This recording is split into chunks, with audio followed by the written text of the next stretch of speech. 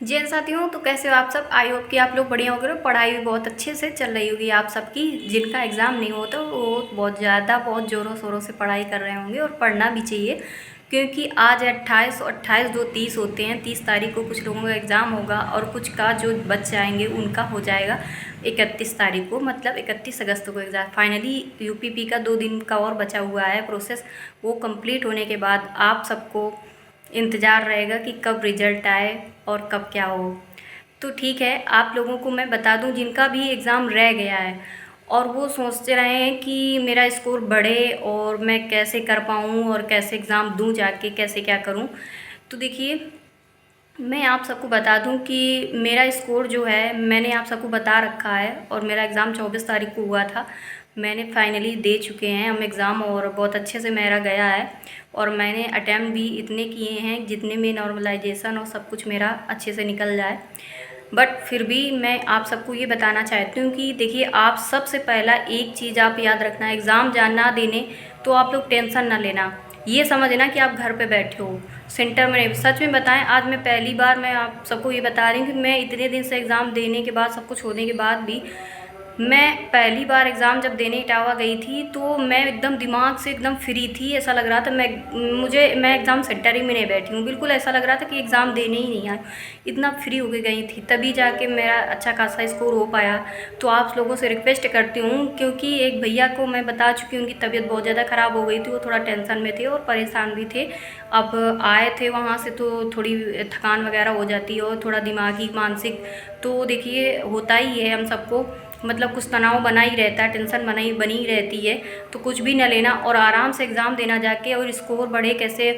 तो आप लोग ऐसा काम करना कि जब भी एग्ज़ाम मतलब पेपर आपको मिले, उस पेपर में सबसे पहला वो सब्जेक्ट उठाना है जो सब्जेक्ट आपको आता हो।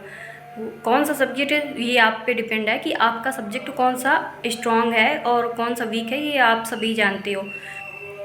तो देखिए, जो स्ट्रॉन्ग सब्जेक्ट हो और जिसमें ये लगे कि हम इसको करने के बाद हमारा माइंड बिल्कुल पॉजिटिव हो जाएगा, तो आप लोग हमेशा सबसे पहले उसी सब्जेक्ट को उठाया कीजिए। वो कहीं पे हो, अंदर हो बाहर हो, मतलब अंदर बाहर कैसा, मतलब स्टार्टिंग पर वो रखा हो या बीच में रखा हो या सबसे लास्ट में रखा हो, सबसे पहले उस सब्जेक्ट को ढूंढना और सबसे पहले उसको ढूंढने के बाद आप उसको सॉल्व करना, उसके क्वेश्चन करना और उसके भी क्वेश्चन वो करना जो थोड़ा शॉर्ट में हो, मतलब शॉर्ट में दे रखे हों, जिनके काफ़ी लॉन्ग लॉन्ग मतलब लैंग्वेज दे रखी होती, वो भी इतना ना करना, क्योंकि टाइमिंग पता ही नहीं चलती 150 क्वेश्चन कब और मतलब कितने 120 मिनट कब निकल गए, ये हम लोगों को नहीं पता चल पाता है एग्ज़ाम सेंटर में जब हम लोग पहुँचते हैं।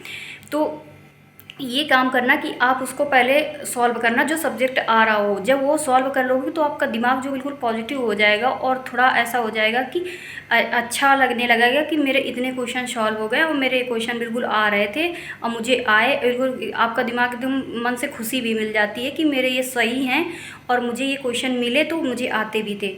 तो इस तरह की जब खुशी मिलती है ना, तो आपको आगे करने की क्षमता बढ़ जाती है उस टाइम। तो उसके बाद जो सेकंड सब्जेक्ट हो जो स्ट्रॉन्ग हो उसको करना, उसको करने के बाद सबसे फाइन लास्ट में वो सब्जेक्ट करना जो आपका वीक हो, उतना नहीं आता हो, वो सब्जेक्ट को उठाना और उस सब्जेक्ट को सबसे लास्ट में करना, ताकि आपका जो मनोबल हो वो स्टार्टिंग से ना टूट के लास्ट में टूटे, तो उसमें फ़र्क ना पड़े आपको एग्ज़ाम में, आपके पेपर में, आपके नंबरों में कोई इफेक्ट ऐसा ना पड़ पाए। मैं आप लोगों का बस ये समझ लो, पता नहीं कब दूसरी वैकेंसी आए, लेकिन अभी जो है प्रेजेंट में उसको सुधार लो और सुधार के चलो और अच्छे से जाके एग्ज़ाम देना जाके। और इस तरह का बिल्कुल माइंड पे बनाए रखना कि जो सब्जेक्ट स्ट्रॉन्ग हो सबसे पहले हमें उसी को सॉल्व करना है। मतलब लगना नहीं है कि अगर मेरा मैथ वीक है और मैथ में ही लग जाए, रीजनिंग वीक है तो रीजनिंग में लग जाए, ऐसा ना करना। जाके और करना सबसे पहले जो सब्जेक्ट आपका स्ट्रॉन्ग हो, कुछ भी कोई भी सब्जेक्ट हो, 4 में से कोई भी सब्जेक्ट हो, जो भी स्ट्रॉन्ग सबसे पहले उसको सॉल्व करना, उसके बाद अलग दूसरे करते चले जाना है, ठीक है।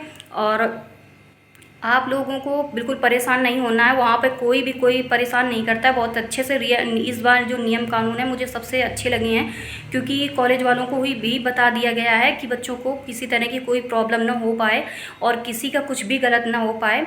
इस तरह की सब कुछ उनको मतलब वहाँ से उन लोगों को मतलब मैसेज मिल चुका है, इसलिए आपको परेशान नहीं करेंगे और कुछ भी कोई कुछ नहीं कहता है। बहुत अच्छे से आप एग्ज़ाम दोगे जाके, मुझे पता है। वहाँ पे इतने प्यार से बोलते बताते हैं सब लोग कि आप लोग खुद परेशान नहीं होंगे और ऐसा लगेगा मैं बिल्कुल घर पे हूँ। तो मुझे तो ऐसा ही लगा है, मैं तो बिल्कुल फ्री माइंड थी, मेरे को बिल्कुल टेंशन ही नहीं थी कि मैं घर पे हूँ कि या घर के बाहर हूँ। मतलब जब जिस टाइम मैं मतलब सीट पे बैठी थी और अच्छे से मैंने एग्ज़ाम दिया है जाके, मैं तो 2 घंटे पहले ही बैठ गई थी इस सीट पे जाके, तो मैं तो 1 घंटे सोते ही रही थी। मैम भी बोल रही थी कि थक जाते हो, हम जानते हैं कि आप लोग दूर से आते हो, थक जाते हो, इसलिए थोड़ी सी थकान हो जाती है, आप लोग रेस्ट कर लो, क्योंकि 2 घंटे आप लोग बैठोगे, उसके बाद पेपर मिलेगा, उसके बाद सब कुछ शुरू हो जाएगा। तो मैं तो सो गई थी, तो मुझे उतना चिंता नहीं थी, क्योंकि अब देखो वहाँ पे कोई पढ़ने वाला तो कुछ था नहीं कि मटेरियल हो तो मैं पढ़ाई कर लूँ, और वैसे भी उस टाइम बिल्कुल फ्री होते तो मैं सो गई थी, मैं वैसे भी थकी थी। तो आप लोग परेशान ना होना और अच्छे से एग्ज़ाम देना जाके। भगवान से मैं यही मतलब प्रे करूँगी कि आप सबका भाई बहनों का जिसका भी एग्ज़ाम रह गया उनका अच्छे से एग्ज़ाम हो और आप अपनी वर्दी को हासिल करें, बस और कुछ नहीं चाहिए। क्योंकि अब काफ़ी लोगों ने मतलब एग्ज़ाम छोड़ दिया है और आप लोग अच्छे से एग्ज़ाम दो जाके, डरो मत, डरने से कुछ नहीं होता है। डरोगे तो अपने माँ बाप का सपना कैसे पूरा करोगे, वो तो फिर सपना छूट जाएगा। आप डरोगे, आपके नंबर कम हो जाएंगे, डर की वजह से तो काफ़ी आते हुए क्वेश्चन भी आपसे छूट जाते हैं। आप लोग टेंशन लेते हो, दिमागी टेंशन और दिमागी पेपर, तो जब डबल डबल टकराएंगे तो क्या अच्छा होगा? क्या कुछ नहीं होगा अच्छा, उससे आपको नुकसान होगा। आपके पड़ोसियों का सपना पूरा कर दोगे जाके, अपने माँ बाप का सपना छोड़ दोगे। तो ऐसे नहीं करना है, अच्छे से पेपर देना है, अच्छे से स्टडी करो और बिल्कुल फ्री माइंड होकर पेपर दो जाके। और आपको हम मिलते हैं नेक्स्ट वीडियो में, और आपको हम बताएंगे कि काफ़ी लोगों का जो सीट की प्रॉब्लम रहती है, सीट क्या, वो सीट नहीं, मतलब गोला भरने की जो प्रॉब्लम रहती है और जिन लोगों का छूट जाता है, मैं आज ही वीडियो बना के अपलोड करूँगी और देख लेना कि कैसे क्या करना है। ठीक है, मिलते हैं नेक्स्ट वीडियो में।